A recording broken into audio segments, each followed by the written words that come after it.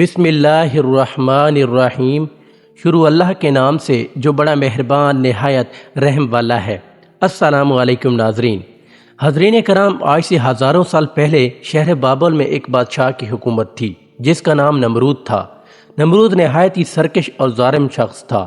اس نے خدا ہونے کا جھوٹا دعویٰ کر رکھا تھا اور جو اسے خدا نہ مانتا تھا وہ اس پر بہت زیادہ ظلم ستم کرتا تھا۔ نمرود خود بت پرست تھا اور اپنی سلطنت پر بھی بت پرستی کی اشاعت کیا کرتا تھا۔ نمرود کا محل مختلف قیمتی پتھروں سے بنائے ہوئے مختلف بتوں سے بھرا ہوا تھا۔ اللہ تعالیٰ نے نمرود اور شہر بابل کے لوگوں کی طرف حضرت ابراہیم علیہ السلام کو مبعوث فرمایا۔ آپ نے نمرود کو اللہ کی طرف بلایا، مگر نمرود کی جہالت، گمراہی اور بادشاہی کے غرور نے اسے اللہ کے انکار پر کھڑا کر دیا۔ جب حضرت ابراہیم علیہ السلام نے کہا کہ میرا اللہ تو وہ ہے جو زندہ کرتا ہے اور مارتا ہے، تو نمرود نے جواب دیا کہ میں بھی زندہ کرتا ہوں اور مارتا ہوں۔ حضرت ابراہیم علیہ السلام نے فرمایا، میرا رب مشرق سے سورج نکالتا ہے، اگر تو خدا ہے تو مغرب کی طرف سے سورج نکال کر دکھا۔ تو نمرود لاجواب ہو گیا اور غصوں میں آ گیا اور اپنے شہر بابل کے لوگوں سے کہا کہ حضرت ابراہیم علیہ السلام کو آگ میں ڈال دیا جائے۔ لہذا بابل کے لوگوں نے شہر میں ایک خاص مقام پر لکڑیاں جمع کرنا شروع کر دیا۔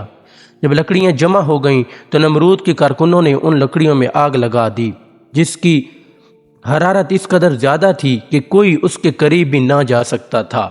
جب حضرت ابراہیم کو اس آگ میں ڈالا گیا تو اللہ کے حکم سے آگ ٹھنڈی ہو گئی۔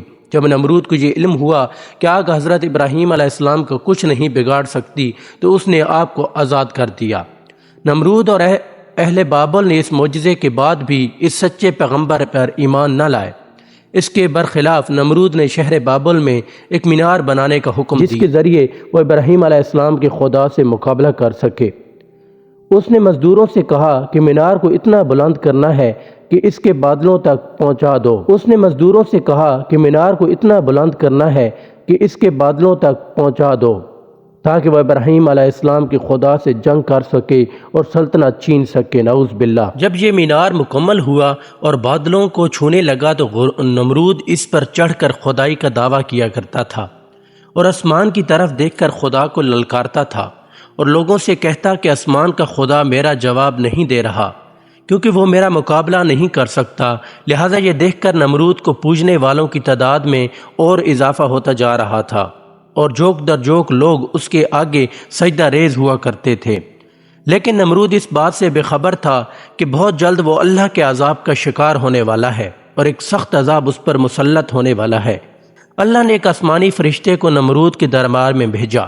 اس نے نمرود کو اللہ تعالیٰ پر ایمان لانے کی دعوت، مگر غرور میں مبتلا نمرود نے انکار کر دیا۔